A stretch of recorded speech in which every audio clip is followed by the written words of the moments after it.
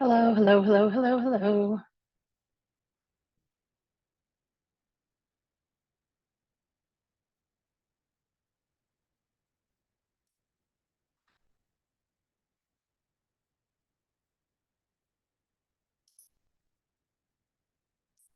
Oh, wow, that's great. All right. What is going on?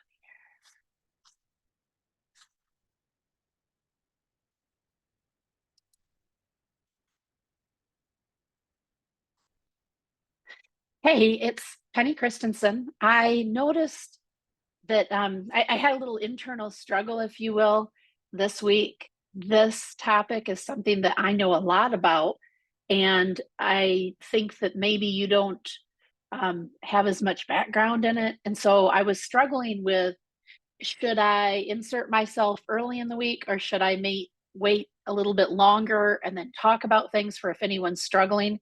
That way, if you've already gotten research, if you're already in and you know what you want to do with this week's assignment, please don't feel like I'm trying to hijack that idea. You should follow through on that and do that. But if you're struggling with this is something that I can lend a hand in.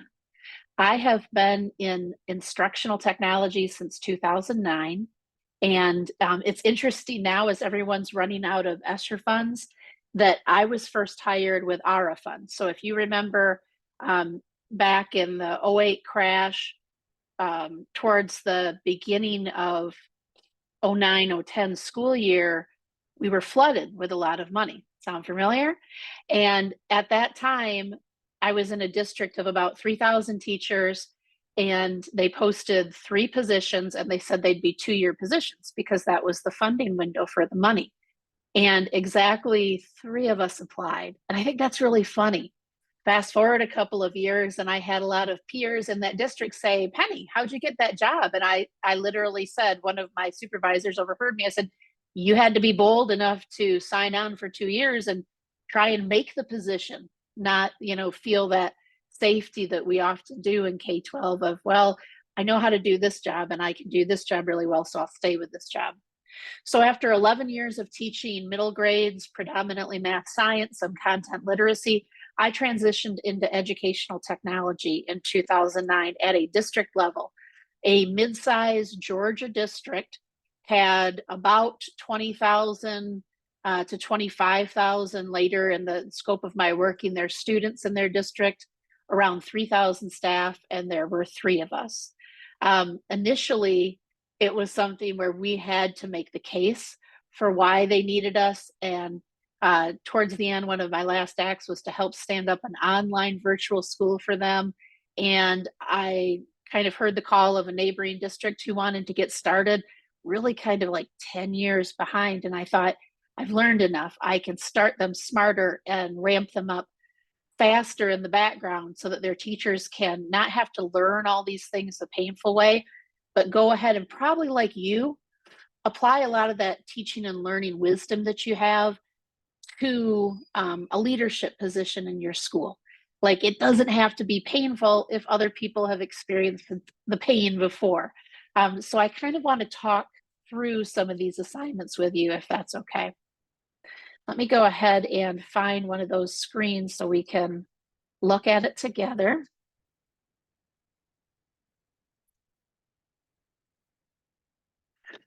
All right. The discussion is awesome, and I'm reading, but I don't want to insert myself just yet. But no, I'm super interested in what you have to say there. The first thing that I want you to know is that TPAC, SAMR, TIM, TIP, there's a lot of them around. TPAC is probably the most, I feel like, research based, and one that when I want to get over with like a teaching and learning or a curriculum instruction crowd or a really academic crowd, I lead with TPAC, because I love that it talks about, that content, the pedagogy, the technology, and just how they overlap. And that's a very academic way to talk about this. The SAMR model is interesting in the sense of those layers or tiers. And sometimes it compels people to feel like, oh no, I'm only at the really shallow end of this pool. and it feels unnecessarily competitive sometimes. So I don't often lead with it, but I like when people know about SAMR. Um, that transformational piece rarely happens. And that is a function of the fact that in a public school setting, teachers are given maybe half a day to learn a new strategy or a new tool and then expected to go out and apply it. And often they can, because that is the reality. But I don't feel like that sets them up to be transformational. Those types of things are something where you take a cohort and you work with them through a year, or you have an intensive over the summer, and then you can transform maybe some content, maybe some pedagogical practices, maybe some people are generating that. But sometimes that's the harder one to reach. And rightfully so, people could be critical of that. The technology integration matrix is interesting. TIP, I don't know as much about, and so it's okay if you don't find as much information on that. That's something that you can kind of scale back on. If you dig into something, I would suggest TPAC. That's the one that's going to serve you the most going forward. Of course, compare and contrast, but also know that if you have research that you can do between those, the TPAC is going to be the most useful for you. So on this, I always like to start at ACE with the very last thing. What does it tell me I need to submit? So you're going to evaluate how you would implement the new model at your school. Use APA format for citations and references slides. So what that means to me is there's one slide at the end titled references, and it's in APA format. And when it mentions citations, that means in-text citations throughout your slides. And so go back to that announcement and review what those in-text citations look like. And I feel like we're doing a good job. Like if you miss something, I'm just reminding you. But if you do have a question, go ahead and send it to me if you think it'll be a big deal. And then this is saying the presentation, either submit the presentation or a link to the presentation in Canvas. So because you have the Office OneDrive that comes with being an ACE student, your choice is you can submit the file, or you can submit that, that share link from OneDrive. So that's what that means there. You're creating 10 slides of content, and there's a title slide, and there's a reference slide. It says oh, that's funny. It says anything except PowerPoint. Canva is the easiest. I would always go with Canva. But if you have another one that you want to try too, that's kind of my center of geekiness. I'd love to see what else you have. So go ahead and just make sure that it has a link that you can give to me. Even though I did say PowerPoint before, I think they're just trying to help you try some new things. So comparing and contrasting those, I kind of gave you a preview of how I look at those. And I do that because it's real. In your school or in your system or in the area of your state where you work, you know somebody like me. And when you have something specific as a leader, what you find that leaders in education do is they go to those who can help them, right? They delegate. So you might come to me a year from now and say, Penny, I really need to put something in front of the board. Can we dig up one of those old TPAC presentations you gave, teaching and learning? And you're delegating that to me. So I feel like I can be a resource in this, and I'm thinking about how you're doing this assignment.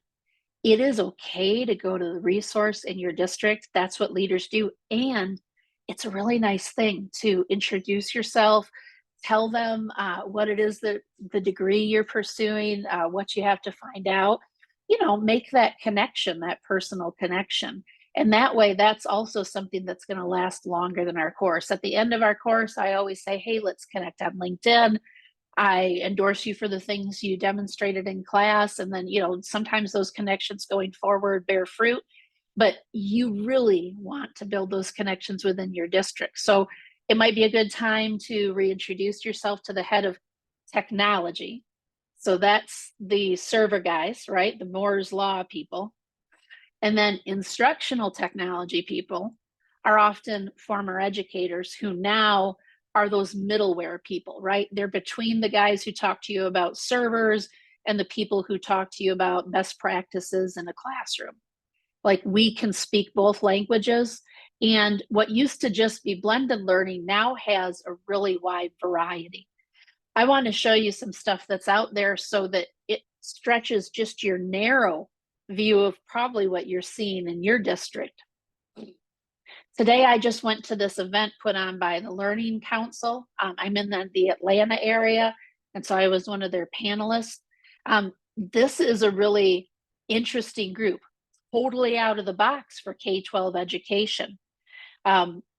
Put together by former media personalities who have coding and research as a background. They are just tearing apart what's happening. Sometimes we sugarcoat things and we tell ourselves, well, it'll probably be okay. How many people have you heard say, well, I'm not going to do that. I'm going to wait for it to come back around. Some things are changing irrevocably that will never go back to how they were. And when you look at how many people since 2020 have transitioned out of K-12, how many people are coming in and how those families are different than the people who are leaving, you realize that some things have to change. And this is a super provocative, as provocative as K-12 gets. These are really provocative people with great thoughts on, what could learning look like in the future? So if you really want to stretch yourself, these are really crazy, awesome people to get to know. And again, that's the Learning Council. And they've got Leilani is the lady that I know the best. They've got some really interesting podcasts here that you can watch. Some really great people that I love to meet through their podcasts. And so that's kind of like who's future casting out there for K-12, because it kind of isn't K-12. We're in a little bit of recoil still from the pandemic. Here's something else that I'm a part of. Quality Matters is a vetting service that vets online content. So if you're from Michigan Virtual or Georgia Virtual or Idaho Virtual School, you might send a K-12 course to be vetted by QM, and they have a proprietary rubric that I go through and I check off things like, hey, you might want to think about this. It wasn't clear where to start. Could we bold this? Or I do things with accessibility, or I do things with either workflow, but I'm just trying to help them get those online components together. And really the stuff people submit, of course, is great. I just help around the edges. Also, I get to see a lot of stuff that comes in from outside vendors, right? So third parties that want to sell course content to your district. So think E2020, Edgenuity, Edmentum, Apex. I can't think of other ones, but like you get the idea, who have full courses. I also get to look at publisher things and vet them that way. And I tell you this to say the spectrum is there. Just because we had a recoil from the pandemic doesn't mean that it's not there. And places like Leilani's Clearinghouse for Information is showing you people now see they have choices and see they don't have to do the same thing that their parents, their grandparents, their great grandparents did. And now they're making choices. And so something like a Quality Matters rubric is really important for you to know about, because that's who you're competing with. When you have parents who want to do like an Acellus homeschool program, what do you say to them? Like, how as a leader would you talk to them about that human interaction that you provide, that belonging at your school? But then how do you talk about the academics of it? You have to know what's out there. So I just want to make you aware of those types of things also. And if you want to learn more about those kind of, out there things that I do as an instructional technologist, we'll connect at the end of the class on LinkedIn, of course. But I really just wanted to say to you, I want you to dive into it. You're probably not going to get it wrong as long as you try it in number 4. But here's one of those things that everyone always has a little pet peeve, right? I was reading ahead to that module 5 reflection, and reflections are great because it can be in first person. You really can't do it long as you reflect. So we all love those. But I do kind of take exception, I guess, to talking about the 21st century. it is 2024. We are looking at being a quarter of the way through the 21st century. Like, we need to be thinking about the 22nd century. Is that nuts to say? Like, our kids will see that, and we have to somehow prepare the people who are in our school buildings for that. So, a little bit of a pet peeve there when I see the 21st century. One of my little tongue in cheek things I say is, we're 24% through right now. Like, that's a bad thing to prepare for, something that 24 years ago was new. So I just had to laugh at that, and I thought I'd share that with you. But listen, I'm excited about Module 4. I am also an expert that can help you. Remember that you can always, in any ACE course, it's important for you to know you can go to the home. You can come down here to Instructor Studio. And this is where you'll see contact information for any of your ACE instructors. We always fill this out before the class starts. So there's another freebie for you too. I'm just so excited to think about what we get to discuss this week. So I had to check in with you. I hope everyone's doing well, and I look forward to reading your work this week.